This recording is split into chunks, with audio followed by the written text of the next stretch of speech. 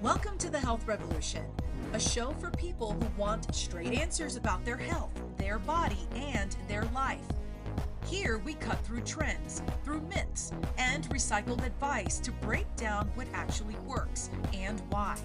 We explore physical strength, resilience, and mindset through real science, real experience, and real conversations. You'll hear from guests who faced challenge, adapted, and moved forward with intention.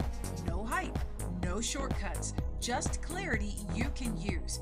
I'm your host, Adriana Morrison, health and fitness expert, speaker, and a mom who understands real life.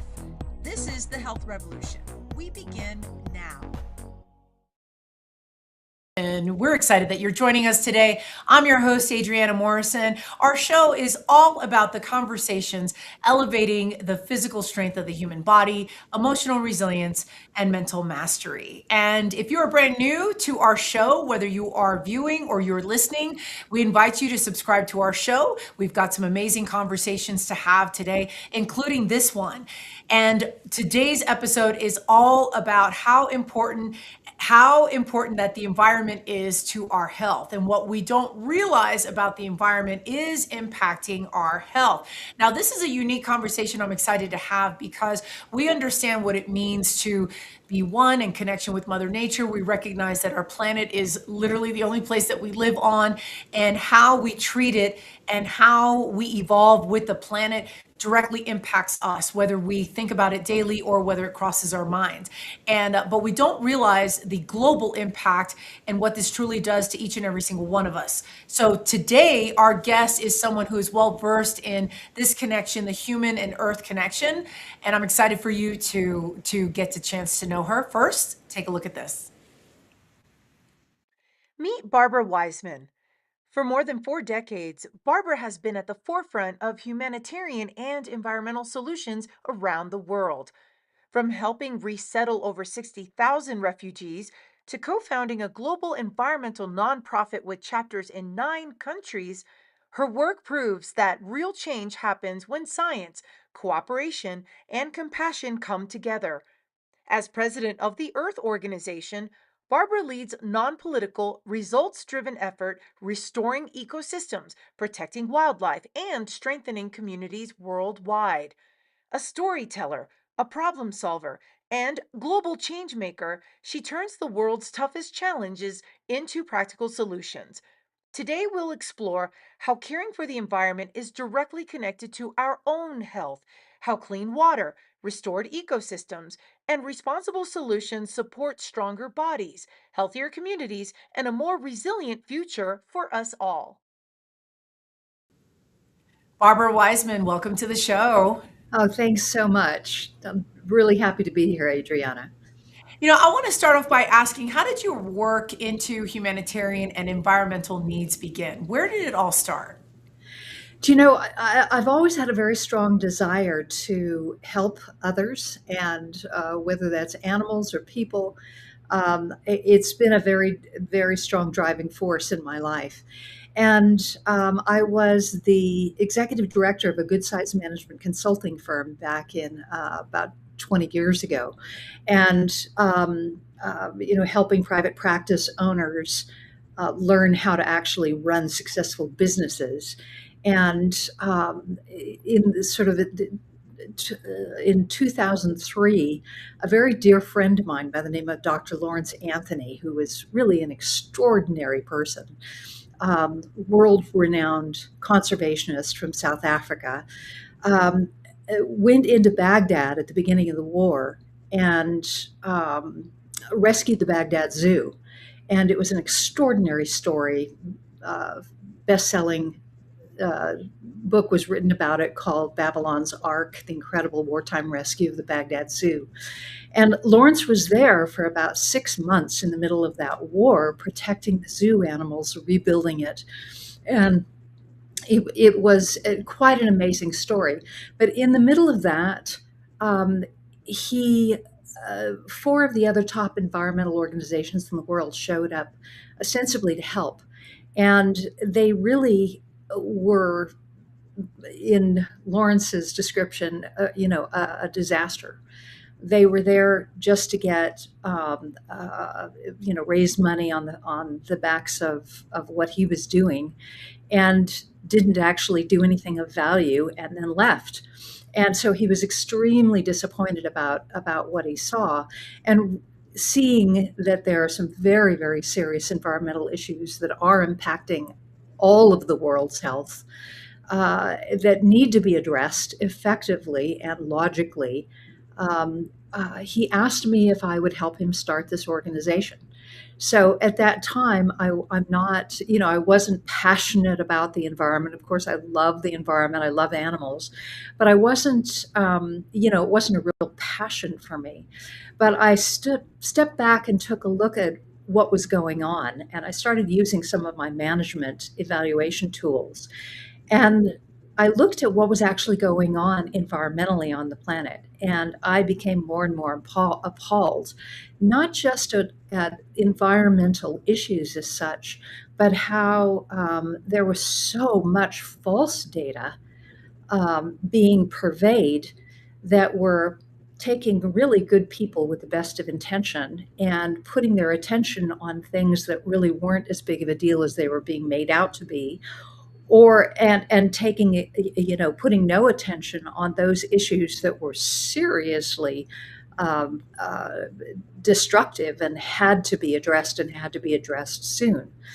And so at that point, I felt sort of duty motivated to stop what I was doing, turn my job over to someone else at this other, this management consulting firm, and go help Lawrence start this organization.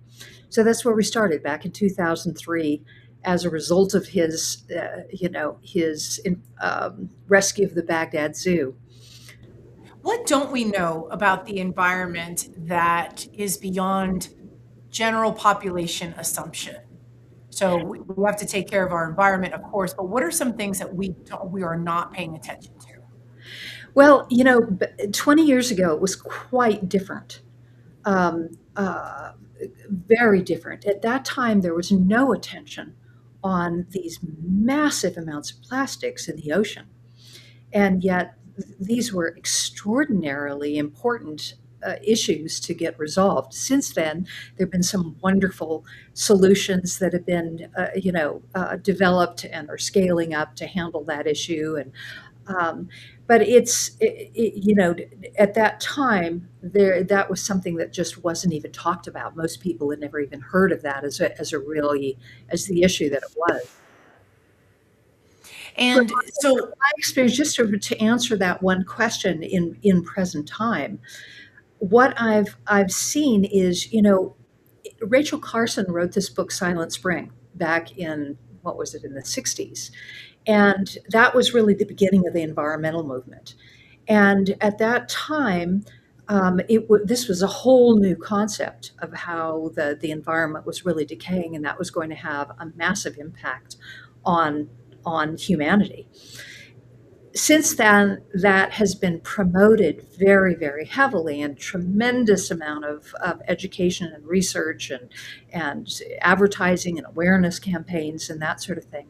But it's interesting when you go out on the street and you survey people, as we have done, to say, okay, you're aware that there's some very big environmental issues that need to be resolved, and they would say, yes, of course. Great. What are you doing in your life to be part of the solution? About 80%, 85% of the people embarrassedly say that, they try to find the right bin to put their plastic bottle in, and they try not to use plastic straws anymore. And that's pretty much it. And it was alarming to me, finding that out, of after that enormous amount of awareness campaigns that have been done on that subject, that it wasn't fully getting the broad public to really engage with this issue. And so, sorry. my no, I was going to say, so in for someone who is maybe coming across and putting thought to this for the very first time, and how would you break it down for them in simplistic terms as to why we should care? How would you put it? Do you know every single area has its own ecosystem, if you will, right? Everything is in one or more ecosystems, whether it's your family or your business, your community, the natural worlds that you're living in around you. These are incredibly complex systems, and when they're operating well, every part of that system is contributing in some way, consciously or unconsciously, to enhancing it and making it stronger. And to the degree that any individual or any species in an ecosystem isn't working towards the mutual enhancement and support of strengthening everything in that ecosystem, to that degree, their own potential for long term survival is diminished. And the threads of the woof and warp of that ecosystem are weakened. And it's an interesting thing. There's been a lot of course, talk and discussion about how we're the interdependency of all life. And when I talk to a lot of people think that's a very interesting idea. And yes, that makes sense. Um, but they don't really get it, right? And so we created an educational program to primarily focus on children and particularly teens, and have them do a series of drills that get them to, for example, the first drill is make a list of every drill is 4 steps. The first step is make a list of everything your mom does for you that makes your life better, happier, safer. The second is good. Now make a list of everything you do for your mom that makes her life better, happier, safer. Then the third step is good. Now think of something you could do for your mom and go do it that will make her life better, happier, safer. And then step 4 is okay, now just step back and take a look. Did your own life get better in any way as a result of you doing that for your mom? And you don't have to say things like, wow, look how much longer your mom's list is than yours of what you do for each other or anything like that. The kids begin to see it. Then we have them do the same 4 steps on their dad, right? Make a list of everything your dad does for you that makes your life better, happier, safer. What do you do for your dad that makes his life better, happier, safer? Go do something for him. Did your life get better as a result? Then we have them do it on their home, right? What does your home do for you that makes your life better, happier, safer? What do you do to make your home a better, happier, safer place? We go through those same 4 steps on their home, on their school, on a teacher. The teachers love this, as you can imagine, as do the parents. Then something in the community. They could do it on a grocery store or an after school program, their church, whatever. But really looking at, what does my church do for me that makes my life better, happier, safer? What do I do for my church that makes a better, happier, safer place? Do something for it. And then did my own life get better as a result? Then we have them go out into nature. So all of this is leading towards doing the same process in nature and observing how other life forms and things are supporting each other in nature. And that suddenly at the end of that you get this a personal real awareness of this concept. So I love that because that's roping kids into establishing why we care. Talk to me specifically about the consequences. So I want to paint a simplistic picture of why we should care about the environment. We should care about the environment, of course. But for someone who has not spent time thinking about the environment, what is the consequence to us as humans, to our health? What do you see as the subtopics of why we need to care? Again, within any given ecosystem, every element is contributing in some way to the creation of that, right? And if the air is dirty, if the water is contaminated, if there isn't enough water, if there is, if the soil health has been destroyed with chemicals, all of that comes back to the health of the body. The food isn't that you're eating isn't as healthy and nutritious, and so your body isn't going to be as healthy eating that food. Certainly, breathing dirty air is having an impact on your long-term health, your long-term potential for survival. We see what happens in these horrific areas. For example, in Kenya right now, we're developing a project over there. um, the northern part of Kenya has been under a severe drought for the past 5 years. And the drought has been so extreme that the keystone of their economy, which is their cattle, about 90% of their cattle have died. And so their economy is just completely destroyed. The 80% of the surface waters have dried up because of this drought. We have one of the many things that we've done is we actually have developed and acquired and advanced a very successful method for locating water and locating not just shallow groundwater, but abundant sources of water coming up from far deeper within the planet than your typical shallow groundwater. And so we can solve this problem for them. But right now, the health issues that are going on there are just horrific. The children that are dying of malnutrition, the lack of food, no food security. Some of the women are literally having to walk, and this is so incredible to us to think about, that they're having to walk as much as 35 miles to fetch water that's contaminated because it's all they can find. So, all of these things braided together have a tremendous impact on our health, on our ability to take care of our families, on our ability to, live, think, uh, uh, do the things that we want to do. And you've obviously you've taken the time to travel to Africa and then back, and you've done it multiple times. And we want to share with our viewers and also for listeners who are tuning into the show, we've got a little bit of we've got some pictures that we want to share. And so these are in no particular order, but within these next couple of moments, can you share with us what we're looking at here? Absolutely. This educational program that we have, we call it cooperative ecology.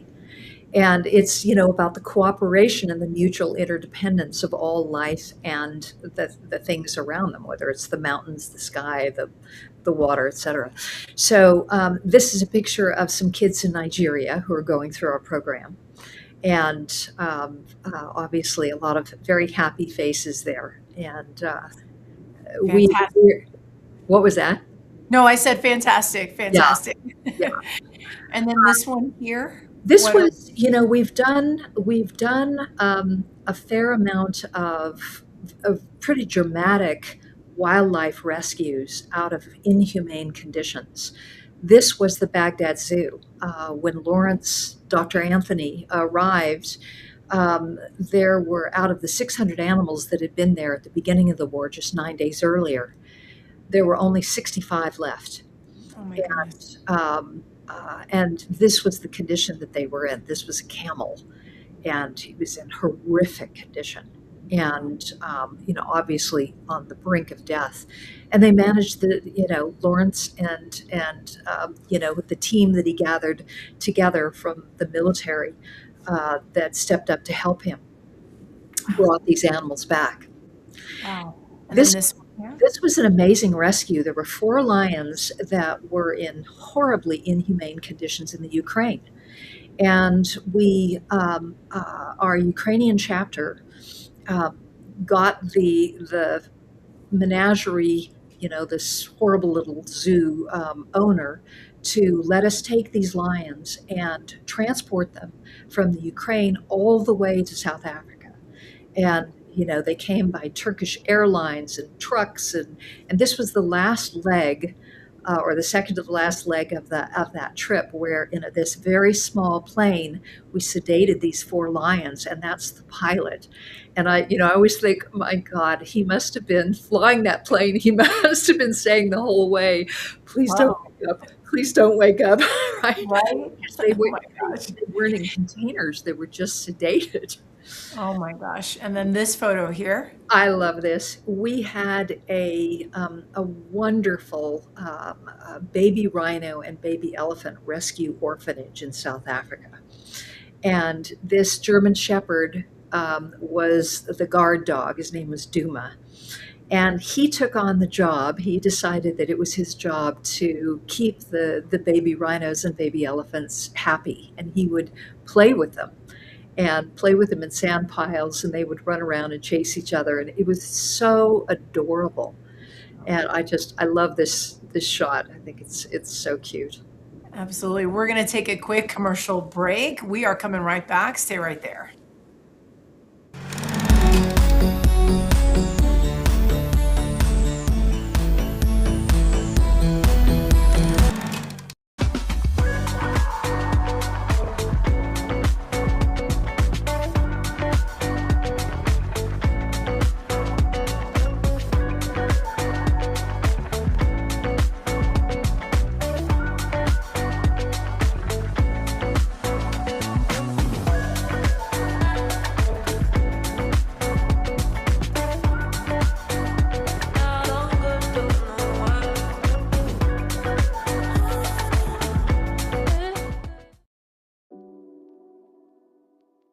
So in the calm bag, it has GABA, theanine, and taurine.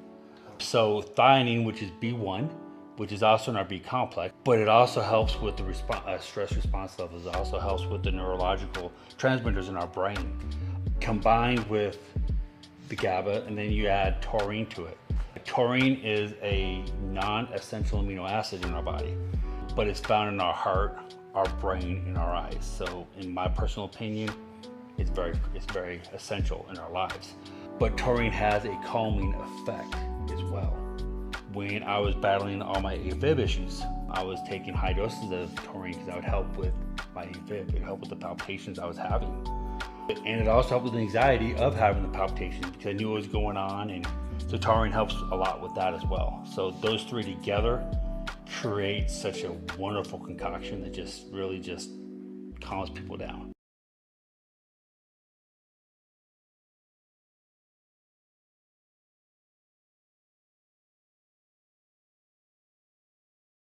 Introducing Launchpad, the perfect partner to help you launch your dream project to the world. We know that time is of the essence, and we're here to help you make the most of it. With Launchpad, you'll get access to the most advanced digital tools and strategies to take your idea from a mere concept to a fully fledged success. Whether you're an aspiring entrepreneur or a seasoned pro, we have everything you need to make your mark in the world.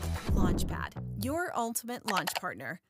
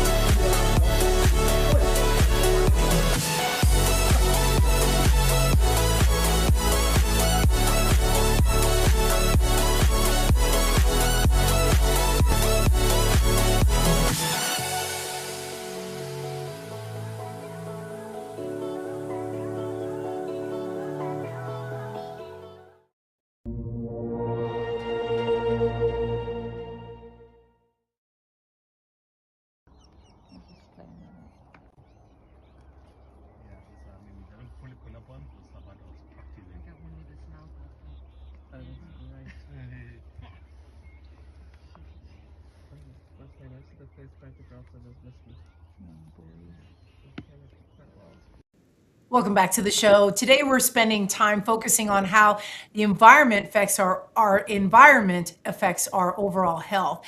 And we're spending time today with Barbara Wiseman. She is an expert in the world ecosystem. We're talking about the Earth Organization. And Barbara, before the break, you started to share some deeper connections with how the environment is impacting us. Why do you think people are so disconnected from caring about the environment? Where is the discord? I don't think that it's that people don't care about it. I just think that they're so wrapped up in their lives and the challenges of their lives, usually, you know, them, themselves, their family, and their business, and their work. And it's, as we all know, very easy to get into a cycle of a grind, as you will, or not even so much of a grind, but just you've got your schedule, you're running the kids to the soccer game, you're doing this, you're doing that, you're constantly busy, and taking time to think about the impact of your actions and your decisions further out from you than just your immediate family and making money to survive. um, I think that's part of the problem.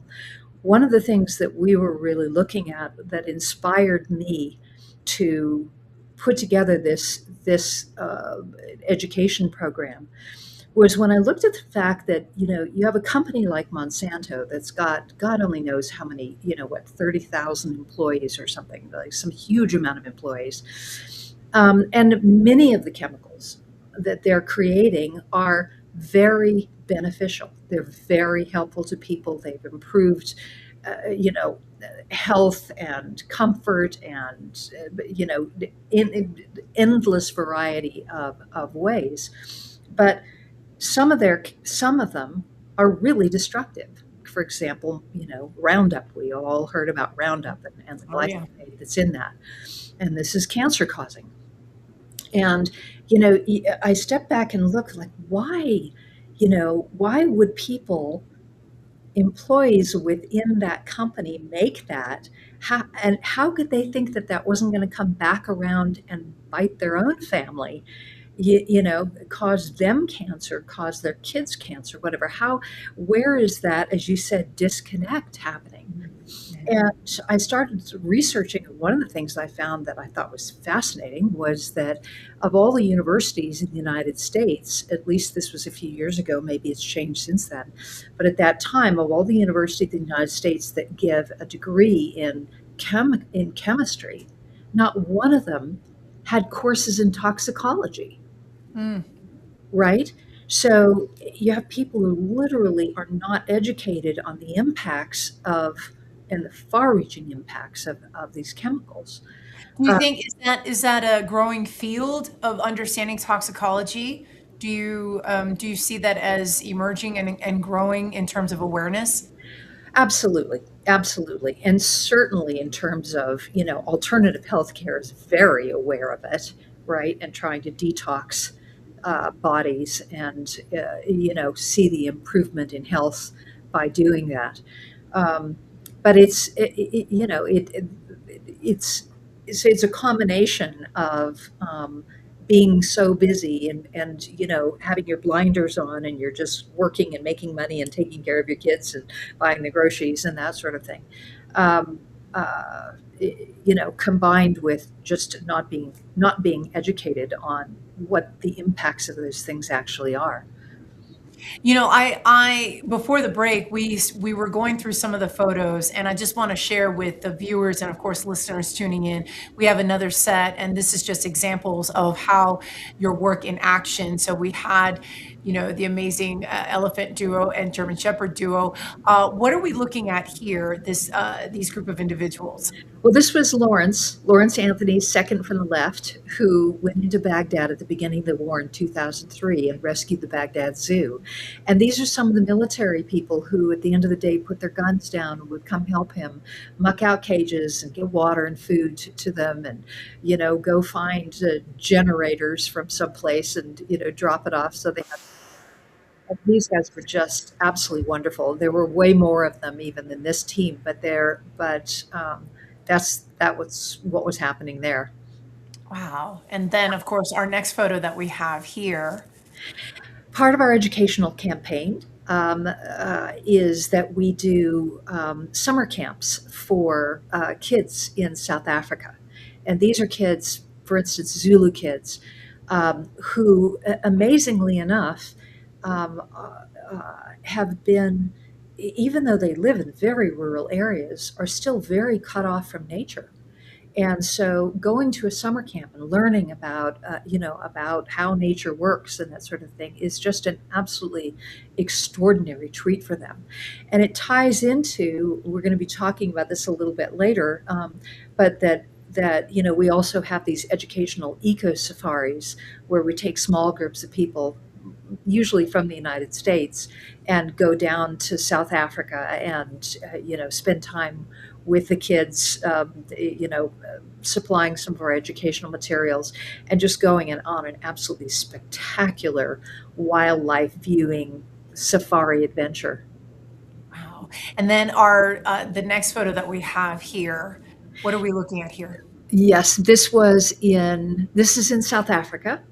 And, just another group of students. We have, thousands of pictures of all the students in the classrooms and the kids that we've been putting through our programs. Wow. And then I do believe our final picture here. Yeah, on the left there is Miss India. Okay.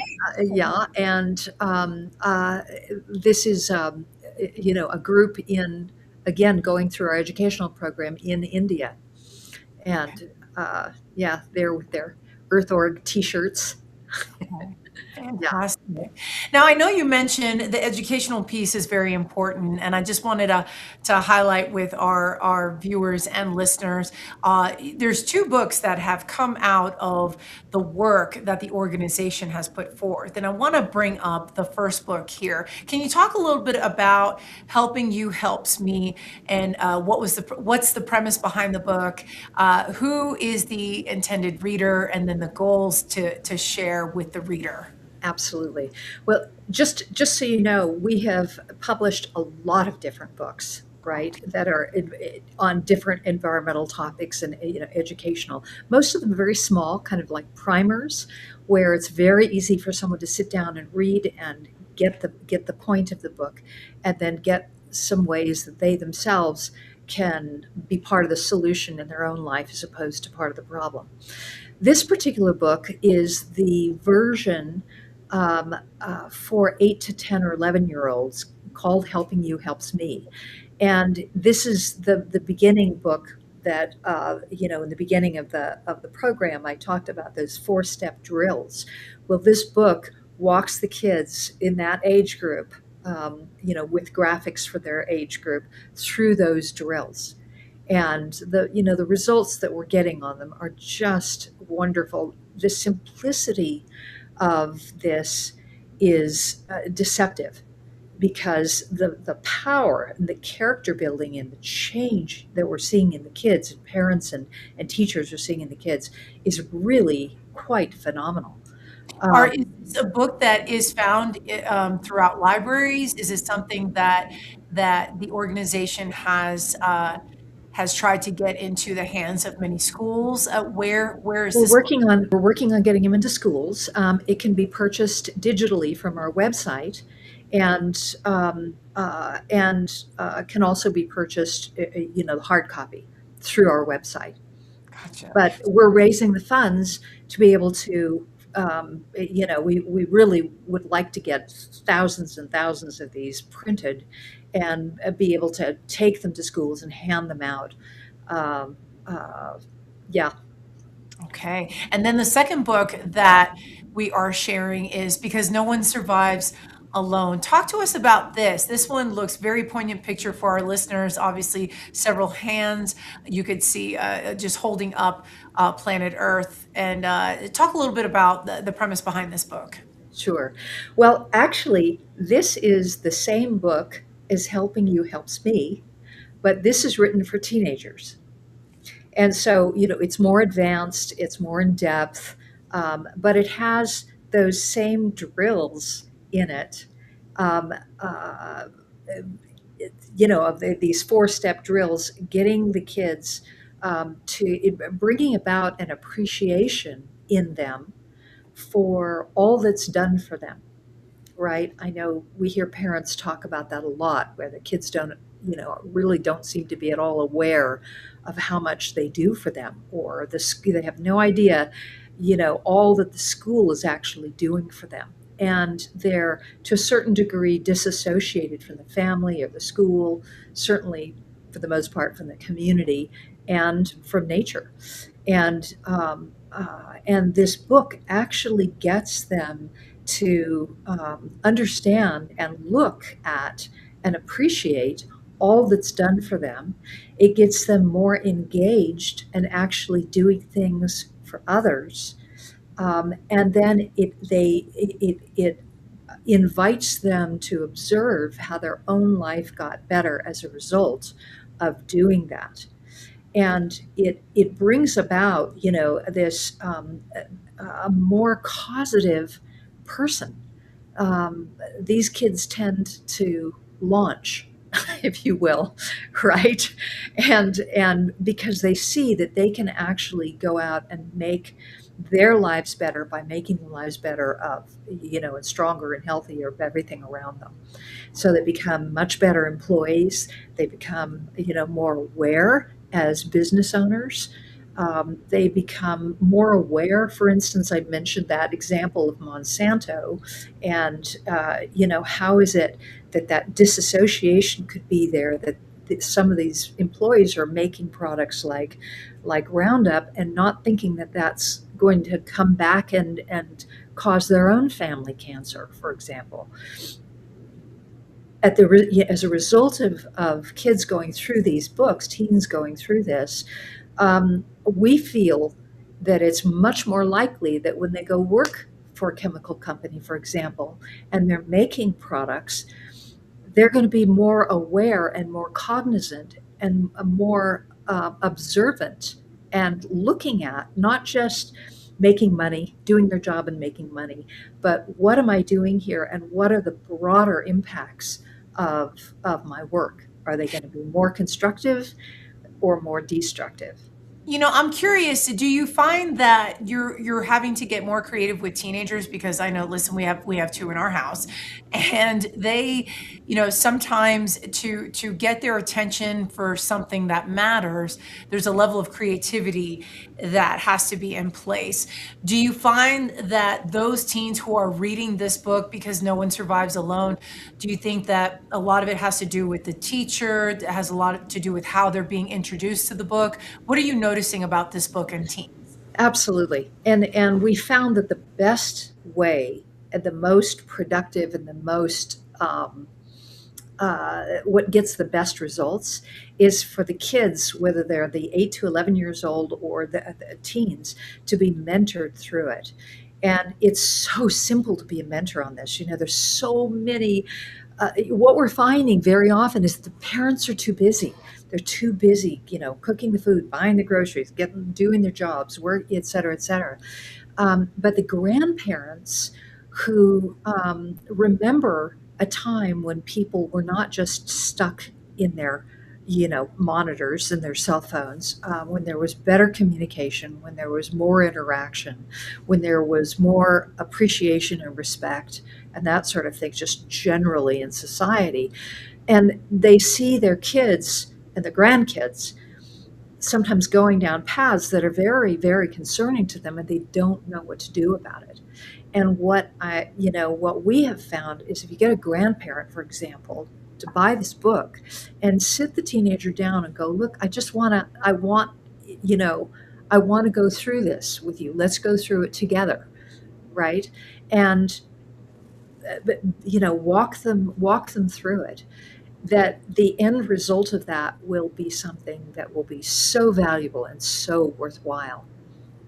Yeah, and I would imagine that even if it doesn't hit right away, oftentimes, and of course, we remember when we were younger, that when we reflect on our younger years, it's like, oh, okay, that made sense, and I now see the lesson behind that. So I would imagine that would have a lot much more lasting effect Yeah, on the yeah. teens. Yes, for sure. One kid that he comes to mind so often when I'm talking to people about this, because it brought tears to my eyes when I read his success story at the end of his course. He said that he didn't think, before he did the course, he actually didn't think that his mother loved him. He Mm. didn't think that she could love him. And, she was busy with her work and he was going to school, and he just, they didn't have a good relationship. And he did just the first drill: make a list of everything your mother does for you that makes your life better, happier, safer, right? Now make a list of everything you do for your mom, and then go do something for your mom that will make her life better, happier, safer. Usually the kids come back really blown away at the result of that, right? Because the parents are blown away and so appreciative. And his success story said, again, he didn't, before he did the course, he didn't think his mother loved him. And then he realized while doing the course that she really loved him. And he looked at all the things that she did for him, and that in actual fact, she had just been upset with him because he was doing some bad things. And so he stopped doing those bad things and he stopped being more contributive to her and the family. And, his last line was, "My mother and I thank you so much for bringing us this program." And I just like, oh my God, that was worth, it's worth it all to hear that kind of thing. That's fantastic. We're going to take a quick commercial break. Stay right there.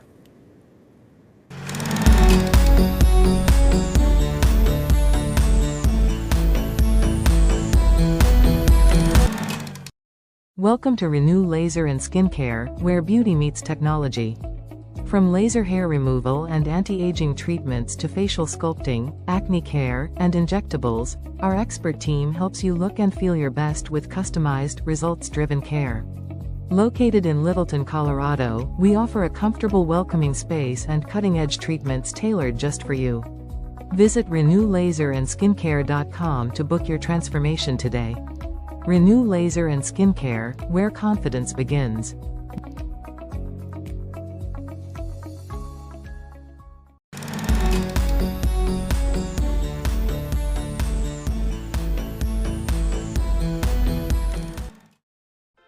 Hi, I'm Adriana, and welcome to Fit Bites.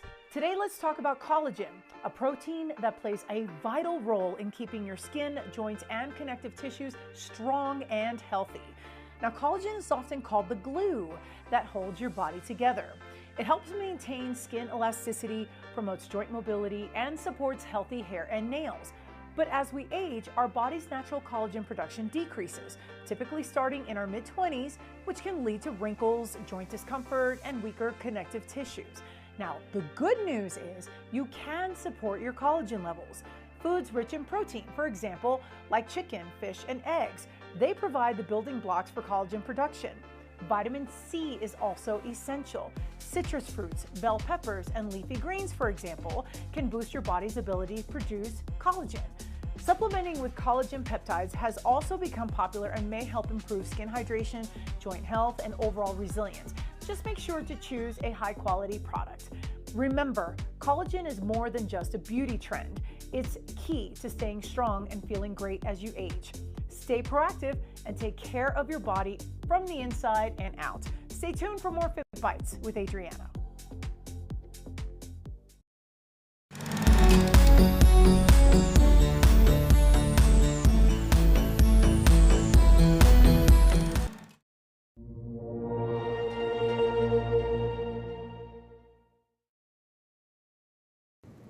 So we're talking about how the environment affects our health more than we realize. Our guest today, Barbara Wiseman, she is co-founder and president of the organization, the Earth Organization.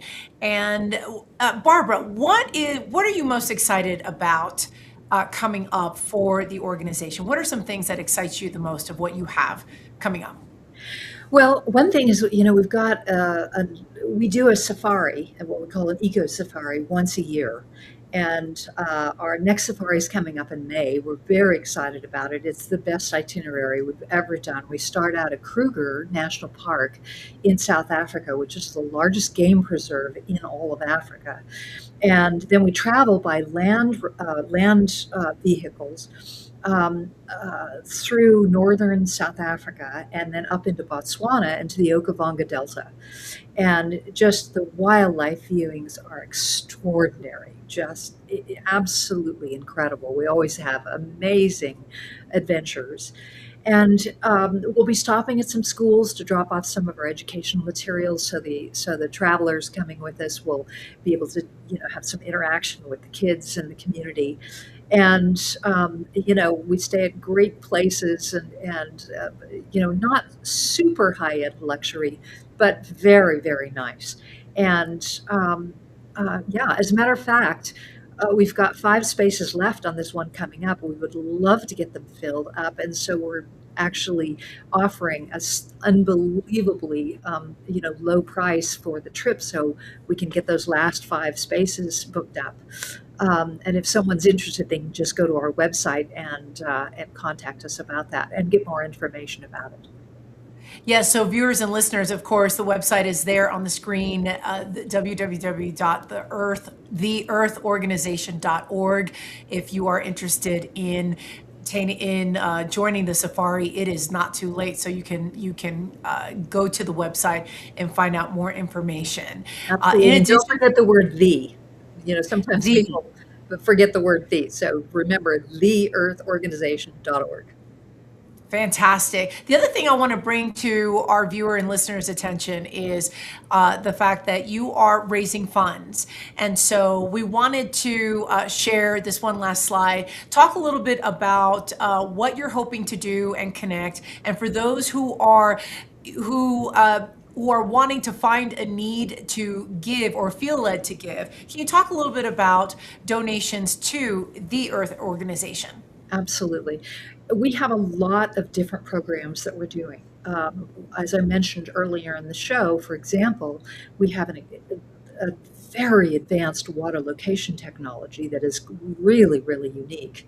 And we've been doing projects for farmers and ranchers throughout the American Southwest who are in desperate need of water. We've also been doing projects we just finished a project for the city of El Paso, and that's in desperate need of more water. We've done projects in South Africa, in Australia, in Kazakhstan, in where else? Oh, in Bahrain. And we have this technology that can absolutely solve and resolve water, lack of sufficient water. But it's expensive to go and send our hydrogeologists to these places and for at least a couple of weeks at a time to identify precisely where to drill, how deep to drill, hire the drillers, all of that. It takes money. Additionally, our education program is something that we want to launch up to be able to get it around the world. We have 12 chapters in 9 different countries around the world right now. And each of those need, more books. They're reaching out to more and more kids, and so those programs are raising funds for as well. The pictures that you're seeing here is that on one of our eco safaris, the groups got to participate in the dehorning of a rhino, which was just an extraordinary experience. And here I'm standing there, and one of the things that they have to do is measure the horn that they've cut off. And by law, there's a whole series of steps that you have to take to preserve and make sure that horn doesn't get into the wrong hands. So there's that. Also, the bottom photo there is of in the Okavango Delta. through that area. Um, anyway, the donations are help to support and keep us going. Our wildlife rescues, all of this, as people know, it takes funds to keep the lights on and to fund these programs. And so, if people are interested, they could go to this. They could take that QR code, or they can just go to our website and look at the donate page or become a member. That is really helpful to us. Even $10 a month makes a difference to us. So So we yes, invite people to so this participate. is yeah, so this is for everyone. If you see if you can grab the QR code, and if you feel led to give and be a part of this this incredible opportunity, then this is your chance to do so. We're going to take a quick commercial break. Stay put. We're coming right back.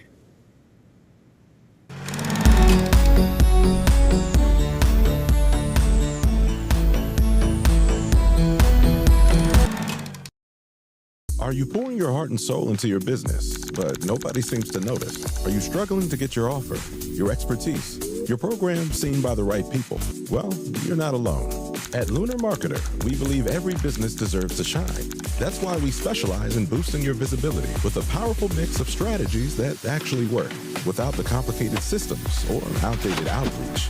Scan the QR code now to schedule your free consultation, or email us to learn more.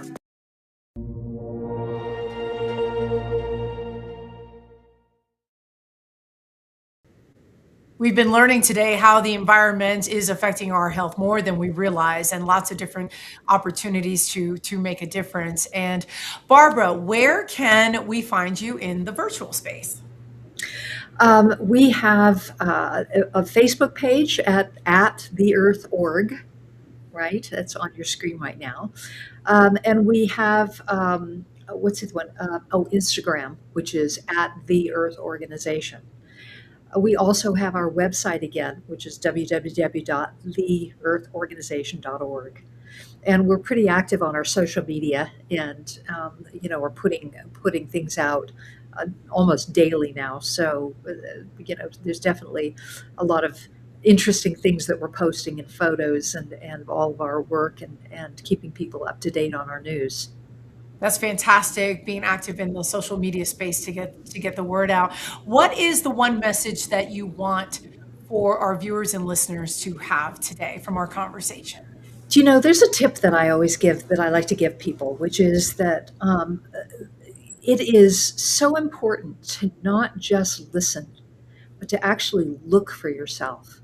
There's so much false data being purveyed by mainstream media, by,